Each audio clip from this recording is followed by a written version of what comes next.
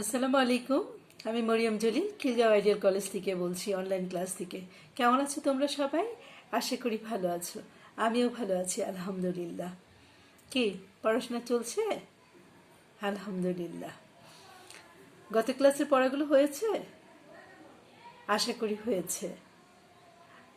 আমি অর্থনীতি দ্বিতীয় পত্রের আমাদের যে প্রথম অধ্যায়ের দুটো ক্লাস দিয়েছি, আজকে আরেকটি ক্লাস দিচ্ছি তোমাদেরকে। তো আজকে আমরা যেটা পড়বো সেটা হচ্ছে বাংলাদেশের অর্থনীতির বৈশিষ্ট্য। আগের পড়াগুলো পড়েছিলাম হচ্ছে বাংলাদেশের অর্থনীতির পরিচয়, ওটা হচ্ছে আমাদের ঐতিহাসিক পটভূমি। তারপরে হচ্ছে সেখানে ব্রিটিশ শাসন আমল ছিল, পাকিস্তানি শাসন আমল ছিল। তারপরে পড়েছি আমরা পরিবেশ, প্রাকৃতিক পরিবেশ, তারপর সামাজিক পরিবেশ, তারপর সেখানে পড়েছি হচ্ছে অর্থনীতির কাঠামো, অবকাঠামো। হ্যাঁ, এগুলো আমরা পড়েছি গত ক্লাসগুলোতে। আজকে আমরা যেটা পড়বো সেটা হচ্ছে বাংলাদেশের অর্থনীতির বৈশিষ্ট্য। বাংলাদেশের অর্থনীতির বৈশিষ্ট্য, বাংলাদেশটা কি? কৃষিভিত্তিক দেশ। বাংলাদেশটা হচ্ছে গ্রাম ভিত্তিক কৃষিভিত্তিক দেশ। আমাদের স্বাধীনতার পরে এই 40 বছর পার হওয়ার পরে, 4টা দশক পার হওয়ার পরে আমরা এখন কি অর্থনীতি কিসে হাঁটছি? আমরা উন্নয়নের পথে হাঁটছি, তাই না? বিশ্বের আমাদের বাংলাদেশে উন্নয়নের এখন বিশ্বে একটি কি মডেল হিসেবে বিবেচিত বাংলাদেশ। মানব সম্পদ উন্নয়নের দক্ষতা বৃদ্ধি পেয়েছে, তারপরে হচ্ছে মাথাপিছু আয় বৃদ্ধি, বৈদেশিক বিনিয়োগ বৃদ্ধি, আর্থসামাজিক উন্নয়নের লক্ষ্যে বেসরকারি এবং সরকারি বিনিয়োগ বৃদ্ধি ইত্যাদির ফলে দারিদ্র্য দূরীকরণের মাধ্যমে টেকসই উন্নয়নের দিকে এগিয়ে যাচ্ছে কি আমার বাংলাদেশ।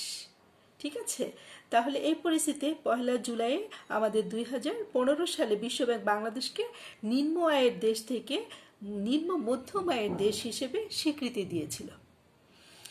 আবার আন্তর্জাতিক জাতিসংঘ মার্চে 2018 সালের মার্চ মাসে বাংলাদেশকে উন্নয়নশীল দেশ হিসেবে প্রাথমিক স্বীকৃতি দেয়। যদিও উন্নয়নশীল দেশের চূড়ান্ত স্বীকৃতি পাওয়া যাবে হচ্ছে আমাদেরটা কত 2024 সালে। তাহলে কি 2015 সালে আমাদের দেশকে বিশ্বব্যাংক কি করেছিল? নিম্ন আয়ের দেশ থেকে নিম্ন মধ্যম আয়ের দেশ হিসেবে স্বীকৃতি দিয়েছিল। আবার 2018 সালে জাতিসংঘ মার্চ মাসে আমাদের দেশকে উন্নয়নশীল দেশ হিসেবে স্বীকৃতি দেয়, এবং এটা সম্পূর্ণ স্বীকৃতি পর্যায়ে মানে চূড়ান্তভাবে স্বীকৃতি পাবে হচ্ছে 2024 সালে। ঠিক আছে, তাহলে এই যে আমাদের অর্থনীতির বৈশিষ্ট্য, আমরা আগেই বলেছি কি আমাদের দেশ হচ্ছে কি কৃষি নির্ভর, তাই না? তাহলে আমাদেরকে এই অর্থনীতির বৈশিষ্ট্যের কথা বলতে হলে সর্বপ্রথম যেটা আসবে সেটা হচ্ছে কি আমাদের কৃষির অবদান। মানে বাংলাদেশের কৃষির অবদানটা কত, সেটা দিয়ে হচ্ছে আমাদের প্রথম কি করতে হবে, আমাদের অর্থনীতির বৈশিষ্ট্যটা চিহ্নিতকরণ করতে হবে। তাহলে অর্থনীতি আমাদের কৃষিতে যে অবদানগুলো আছে সেগুলো কি আমাদের দেশের অর্থনৈতিক উন্নয়নের জন্য এটা কি সর্বপ্রথম যে কথাটা আসবে সেটাই হচ্ছে কৃষি। তাহলে কৃষির অবদান থাকবে, তারপরে তার সাথে হচ্ছে কৃষির ক্রমোন্নতি, মানে কৃষিটাকে কিভাবে উন্নয়ন করলে এবং কিভাবে সেটার উন্নতিকে ধরে রাখতে পারলে আমাদের দেশটা উন্নয়নের দিকে ধাবিত হবে। যেহেতু আমাদের কৃষি নির্ভর দেশ, তাহলে তো আমাদের কৃষিকে ফেলে দিয়ে তো আর অন্য কিছুর দিকে আমাদের যাওয়াটা কি হবে, অসম্ভব হয়ে যাবে, তাই না? তার জন্য কৃষির অবদানটার কথা আমাদের মাথায় রাখতে হবে। তারপর হচ্ছে কৃষির যে ক্রমাগত যে উন্নতি সেদিকে আমাদেরকে খেয়াল রাখতে হবে। তারপর যেটা আসবে সেটা হচ্ছে কি শিল্পের উন্নয়নের কর্মসূচি গ্রহণ করতে হবে। শিল্পকেও আমাদের উন্নয়ন করতে হবে, সেখানকারও বিভিন্ন কর্মসূচি আমাদেরকে গ্রহণ করতে হবে। এবং আমাদেরকে যেটা আরও করতে হবে সেটা হচ্ছে জনসংখ্যা বৃদ্ধি যে আমাদের আছে সেটাকে হ্রাস করতে হবে। বেকার সমস্যা আমাদের দেশে তীব্র, এবং সেটা কি জনসংখ্যা বৃদ্ধির তুলনায় বাংলাদেশের সঞ্চয় এবং মূলধন গঠনের পরিমাণটা কম, সেই জন্য যার ফলে বিনিয়োগ আশানুরূপ আমাদের হয় না।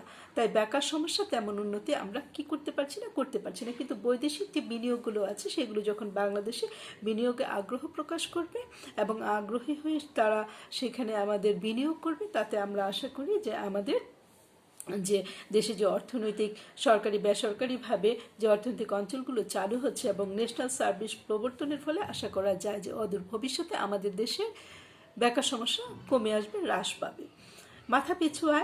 মাথাপিছু আয় যেটা সেটা হচ্ছে ওয়ার্ল্ড ডেভেলপমেন্ট রিপোর্টে আমাদের 2014 সালে বাংলাদেশের মাথাপিছু আয় ছিল হচ্ছে $840 $840 এবং এটা মানে একেবারেই সর্বশেষ তথ্য অনুযায়ী বাংলাদেশের মাথাপিছু আয় বর্তমানে হচ্ছে $1909। তাহলে 2014 সালে ছিল কত? $840, আর এখন সর্বশেষ তথ্য অনুযায়ী হচ্ছে আমাদের $1909। তাহলে এইগুলো যদি আমাদের উন্নয়নের দিকে ধাবিত হতে থাকে তাহলে অবশ্যই জীবনযাত্রার মান উন্নয়ন হবে, নাকি বলো? জীবনযাত্রার মান তো আর থেমে থাকবে না, তাই না? তাহলে জীবনযাত্রার মানও এর সাথে সাথে আমাদের উন্নতি লাভ করবে। প্রাকৃতিক এবং মানব যে সম্পদ আছে সেগুলোরও আমাদের কি করতে হবে? আমাদের সঠিক ব্যবহার করতে হবে। আমাদের দেশে মানব আছে, জনসংখ্যাকে যখন আমরা কি করব, আমরা ট্রেনিং দিয়ে, আমরা শিক্ষা দিয়ে আমরা ওদেরকে কাজে লাগাতে পারবো, তাহলে ওরা মানব সম্পদে পরিণত হবে। তাহলে আমাদের যেমন প্রাকৃতিক যে সম্পদ আছে সেগুলোকেও যখন ব্যবহারকে আমাদের সঠিক করতে হবে এবং তার সাথে আমাদের মানবকে কাজে লাগিয়ে সম্পদে পরিণত করতে হবে। তাহলে সেভাবে আমাদের বিনিয়োগ যে যোগ্য প্রবাহ সেগুলো পুঁজিগুলো বৃদ্ধি পাবে, খাদ্য সমস্যা এবং পুষ্টিহীনতা কমে আসবে। যে যখন নাকি মানুষ সবার জন্য খাদ্য নিশ্চিত করার মাধ্যমে বাংলাদেশকে খাদ্য স্বয়ংসম্পূর্ণ করতে কৃষিখাতকে সর্বোচ্চ অগ্রাধিকার দিতে হবে এবং অধিক জনসংখ্যা কিন্তু সে তুলনায় কৃষি উৎপাদন কম হওয়ায় বাংলাদেশের খাদ্য এবং পুষ্টি ঘাটতি বিদ্যমান। বর্তমানে উন্নত সার, বীজ এবং প্রযুক্তি ব্যবহারের ফলে দিন দিন শস্য উৎপাদনের পরিমাণ বৃদ্ধি পাচ্ছে। আমাদের যে সমস্যাগুলো আছে সেই সমস্যাগুলোকে আমাদের কাটিয়ে ওঠার জন্য বিভিন্ন পদক্ষেপ গ্রহণ করতে হবে এবং সেই পদক্ষেপ অনুযায়ী আমাদেরকে কাজ করতে হবে। তারপর সেখানে হচ্ছে অর্থনৈতিক এবং সামাজিক অবকাঠামো। আমাদের বাংলাদেশের অর্থনৈতিক এবং সামাজিক অবকাঠামোর উন্নয়ন ধীরে ধীরে প্রসার লাভ করছে, যেটা আমরা গত ক্লাসেই পড়েছিলাম। আমাদের একটা অর্থনৈতিক কাঠামো আছে, সেখানে আমাদের 3টা খাতের কথা বলা হয়েছিল। একটা হচ্ছে উৎপাদন খাত, তারপরে আরেকটা ছিল হচ্ছে আমাদের সেখানে সরকারি বেসরকারি খাত ছিল, আরেকটা ছিল হচ্ছে আমাদের অঞ্চলভিত্তিক খাত। তাহলে এগুলোকে আমাদের যদি উন্নয়ন করতে হয় তাহলে আমাদেরকে কী করতে হবে? তাহলে অবকাঠামোগত উন্নয়ন করতে হবে। কোনো জিনিস তো আর এমনি তো উন্নয়ন হয়ে যায় না। একটা জিনিস তুমি বললে যে হ্যাঁ এই জিনিসটাকে ধরো আমার পড়ালেখার উন্নতি করতে হবে, আমাকে ভালো রেজাল্ট করতে হবে, এটা যদি আমি ভাবি, কিন্তু এটাই ধরো আমার কাঠামোগত উন্নয়ন, এবং এটাকে আমার উন্নয়ন করার জন্য যে কাজগুলো করতে হবে সেটা হচ্ছে অবকাঠামোগত উন্নয়ন। তাহলে কাঠামোগত উন্নয়নের সাথে সাথে আমাদেরকে কী করতে হবে? অবকাঠামোগত উন্নয়নের দিকে আমাদের লক্ষ্য রাখতে হবে এবং সেভাবে আমাদেরকে উন্নতি করতে হবে। বৈদেশিক বাণিজ্য আছে, বৈদেশিক বাণিজ্যের সাহায্যের উপর নির্ভরশীলতা, শিক্ষার হার, সামাজিক কুসংস্কারতা, তারপরে সামাজিক কুসংস্কার, তারপরে হচ্ছে কারিগরি জ্ঞানের প্রসার, পরিকল্পনা, প্রাকৃতিক দুর্যোগ, দক্ষ উদ্যোক্তা সৃষ্টি, বেসরকারীকরণ, এগুলোর মাধ্যমে আমাদেরকে কি করতে হবে? আমাদের বাংলাদেশের অর্থনীতির বৈশিষ্ট্য এগুলোর মাধ্যমে এগুলো উন্নয়নের মাধ্যমে একটি দেশের উন্নয়ন হবে। তাহলে এই যে আমি অর্থনীতির এতক্ষণ বৈশিষ্ট্যগুলো বললাম, এখন এগুলোকে উন্নয়নের গতিধারা, বাংলাদেশের অর্থনীতির উন্নয়নের গতিধারা, এখন গতিধারা কি? তাহলে ওইগুলোর উন্নয়ন করলেই তো আমাদের দেশ উন্নতি হবে। আমি যে সেক্টরগুলোর কথা এতক্ষণ তোমাদের সাথে বললাম, সে প্রত্যেকটা সেক্টরের যদি উন্নয়ন ঘটে তাহলে তো অবশ্যই বাংলাদেশের অর্থনীতির উন্নয়নের গতিধারাটা ত্বরান্বিত হবে না? হ্যাঁ, তাহলে কি হচ্ছে? এখন হচ্ছে বাংলাদেশের অর্থনীতির উন্নয়নের গতিধারা। তাহলে তার মধ্যে আমাদের দেশের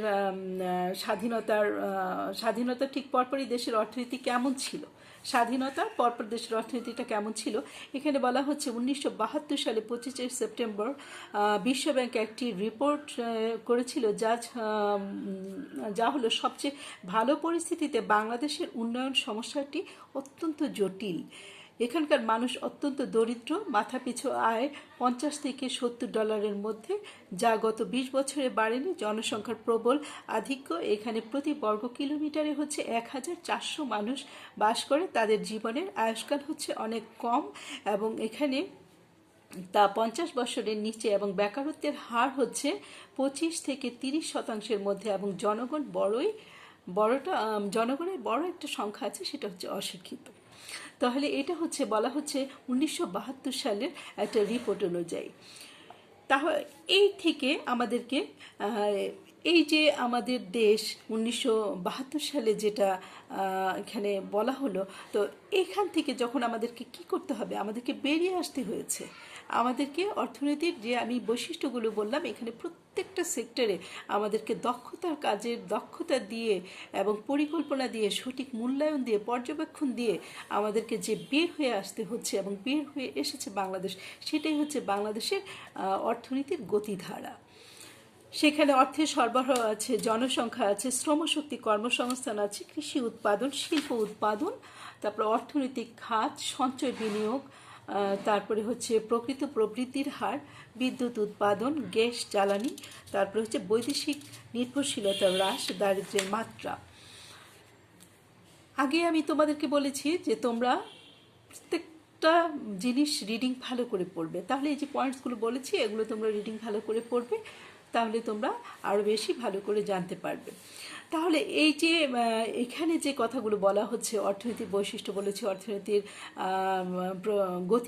অর্থনৈতিক গতিধারা কীভাবে আমার দেশের অর্থনীতিটা চলছে, এবং সেটার সাথে সাথে যেটা চলে আসে সেটা হচ্ছে বৈশ্বিক পরিপ্রেক্ষিতে বাংলাদেশের অবস্থান এবং ভবিষ্যৎ সম্ভাবনা। কারণ কোনো দেশ তো একা থাকতে পারে না, তাই না? তুমি কি একা থাকতে পারো? আমি কি একা থাকতে পারি? তা কিন্তু পারি না, তাই না? ঠিক সেভাবেও কিন্তু একটা দেশ শুধু একাই উন্নয়ন করতে পারে না। হ্যাঁ, তার জন্য তার কি করতে হয়? পারিপার্শ্বিক অবস্থা বা অন্য কোনো দেশের সাথে তার সমন্বয় ঘটিয়ে, হ্যাঁ, এই তাদের সুবিধাগুলো গ্রহণ করা, আমাদের সুবিধাগুলো তারা গ্রহণ করা, এভাবে করে কিন্তু আদান প্রদানের মাধ্যমে কি হচ্ছে, বিশ্বের সবগুলো দেশই তাদের উন্নয়নের জন্য সেগুলোকে কি করছে, গ্রহণ করছে। ঠিক একইভাবে এই বৈশ্বিক পরিপ্রেক্ষিতেও বাংলাদেশের অবস্থানটা হচ্ছে তাই, যে আমরা এখানে বৈশ্বিক যে পরিপ্রেক্ষিতে যেটা আছে সেটা হচ্ছে বর্তমান যুগ হচ্ছে বিশ্বায়নের যুগ। বর্তমান যুগটাকে বিশ্বায়নের যুগ। বিশ্বায়ন হচ্ছে এমন একটি প্রক্রিয়া যা অধিক জনগণের মধ্যে অবাধ পারস্পরিক ক্রিয়া প্রতিক্রিয়া দ্বারা মূলধন বাজারের সমন্বয়ে পণ্য এবং সেবার অবাধ লেনদেনকে বোঝায়। এর ফলে পৃথিবীব্যাপী অধিক বাজার, অধিক ব্যবসা এবং অধিক অর্থনীতির মধ্যে প্রযুক্তির মাধ্যমে যোগাযোগ ঘটে। ঠিক আছে? তাহলে কি হচ্ছে, আমাদের দেশের সাথে অন্য দেশের সাথে আমাদের কি হচ্ছে, পারস্পরিক একটা যোগাযোগ হচ্ছে। সেই যোগাযোগটার মাধ্যমে আমাদের কি হচ্ছে, আমাদের বাংলাদেশে ধরো যেটুকু বাজার আছে, কিন্তু আমরা যখন বিশ্বের আরেকটা দেশের সাথে মিশছি, তাহলে কি আমাদের বাজারটা বৃদ্ধি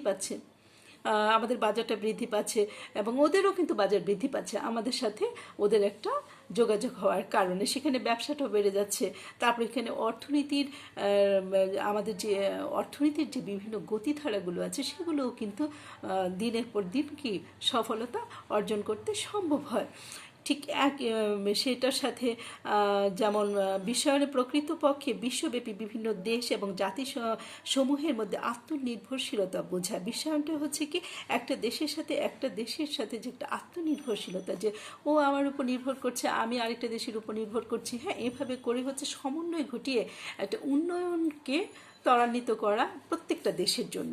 তাহলে তার সাথে কি হচ্ছে, বিনিয়োগ বৃদ্ধি পাচ্ছে, তারপর অধিক কর্মসংস্থান হচ্ছে, অধিক উৎপাদন হচ্ছে, মাথাপিছু আয় বৃদ্ধি পাচ্ছে, তারপরে সেখানে জীবনের মান উন্নয়ন হচ্ছে, সামাজিক অবস্থার উন্নয়ন হচ্ছে, নতুন প্রযুক্তি উদ্ভব হচ্ছে এবং তার সাথে জনশক্তিও কিন্তু বৃদ্ধি পাচ্ছে, মানব সম্পদের উন্নয়ন হচ্ছে, শিল্পায়ন এবং নির্ভরযোগ্য উন্নয়ন এবং পরিবেশ সুরক্ষা। এগুলো সবই আসে কোথা থেকে?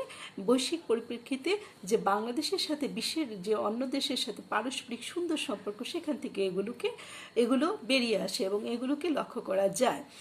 তো এখানে বিশ্বের অন্য দেশ যেমন বিভিন্ন সুযোগ সুবিধা গ্রহণ করছে, ঠিক একইভাবে আমার বাংলাদেশও কিন্তু সেই ভালো সুযোগ সুবিধাগুলো গ্রহণ করছে। ভালো দিকগুলোকে আমরা কি করছি, আমরা গ্রহণ করে নিচ্ছি আমাদের উন্নতির জন্য, উন্নয়নের জন্য অন্যান্য দেশের মতো। তাহলে এখানে দেখা যাচ্ছে যে বাংলাদেশের যে বর্তমান অবস্থাটা, সেখানে বলা হচ্ছে যে বৈশ্বিক ক্রিয়া প্রতিক্রিয়ার ফল যে সবসময় ভালো হবে বা সন্তোষজনক হবে তা কিন্তু না। কেননা 2008 সালে এখানে যুক্তরাষ্ট্র এবং ইউরোপীয় ইউনিয়নভুক্ত দেশসমূহ যে ছিল, উন্নত দেশগুলোর মধ্যে মন্দা শুরু হয় এবং উক্ত দেশ এবং অঞ্চলের উপর নির্ভরশীল দরিদ্র এবং উন্নয়নশীল দেশগুলোতে উক্ত মন্দার যে অভিঘাত পড়ে। বিশ্বায়নের ফলে এ ধরনের আঞ্চলিক অর্থনৈতিক অস্থিরতা সমগ্র বিশ্বকে আন্দোলিত করে তোলে। অনেক সময় হচ্ছে এটার বিপরীত ক্রিয়াও লক্ষ্য করা যায়। হ্যাঁ, তাহলে এই সমস্যা হওয়ার কারণে তাহলে বাংলাদেশের তখন তৈরি পোশাক, হুঁশিয়ারি, হিমায়িত খাদ্য, চামড়া রপ্তানি বৃহত্তর, এখানে অংশটা কি হচ্ছে, কোথায় চলে যেত, যুক্তরাষ্ট্র এবং ইউরোপে ইউনিয়নভুক্ত দেশে তখন এগুলো রপ্তানি হতো।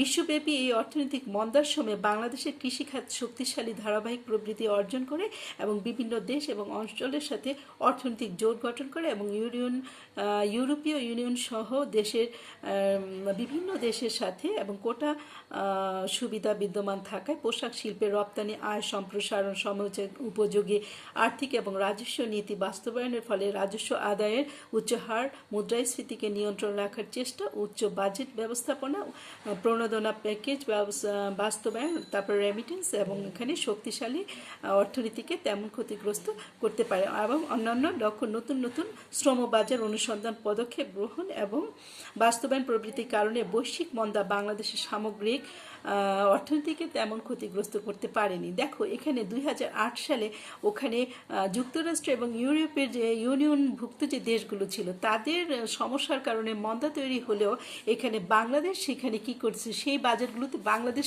তখন ঢুকে পড়েছে এবং বাংলাদেশ ঢুকে পড়ার কারণে বাংলাদেশের এই বিভিন্ন বিষয়গুলো যেগুলো বললাম সেগুলো সঠিকভাবে পরিকল্পনা এবং পর্যবেক্ষণের কারণে এবং সে মূল্যায়িত হয়েছে যে তখন বাংলাদেশ কী হয়েছে, অর্থনীতিতে তেমন ক্ষতিগ্রস্ত হয়নি, কারণ বাংলাদেশে তখন বাজার বৃদ্ধি পেয়েছে। তারপরে এটা হচ্ছে কি, আমাদের কৃষি হচ্ছে শ্রমশক্তি হচ্ছে কত ভাগ নিয়োজিত, 80% নিয়োজিত। দারিদ্র্যের হার অতীতে প্রায় কি ছিল, 50% ছিল, কিন্তু বর্তমানে কৃষিতে শ্রমশক্তি কি হচ্ছে, হ্রাস পেয়ে সেটা কি হচ্ছে, শিল্প এবং সেবা খাতে সেই শ্রমটা বৃদ্ধি পাচ্ছে এবং দারিদ্র্যের হার, আমাদের দেশে দারিদ্র্যের হারটা কি হচ্ছে, পূর্বাপেক্ষা অনেক হ্রাস পেয়েছে এবং মাথা পিছু আয়টা আমাদের বৃদ্ধি পেয়েছে। মানুষের জীবনযাত্রার মান পূর্ব অপেক্ষা বৃদ্ধির ফলে গড় আয়ু বৃদ্ধি পেয়েছে। ঠিক আছে, আমি কিন্তু তোমাদেরকে প্রত্যেকটা ক্লাসে বলছি যে তোমাদেরকে রিডিং পড়তে হবে। হ্যাঁ, কারণ অর্থনীতির দ্বিতীয় পত্রটা হচ্ছে সম্পূর্ণ রিডিং পড়ার মাধ্যমেই তোমাদেরকে জানতে হবে। আমি শুধু তোমাদের পয়েন্টসগুলো নিয়ে কথা বলবো, কিন্তু আশা করি তোমরা সেগুলোকে রিডিং পড়ার মাধ্যমে তোমাদের পড়াগুলো তোমরা শেষ করবে। ভালো থাকো তাহলে তোমরা। খোদা হাফেজ। আবার আগামী ক্লাসে দেখা হবে তোমাদের সাথে।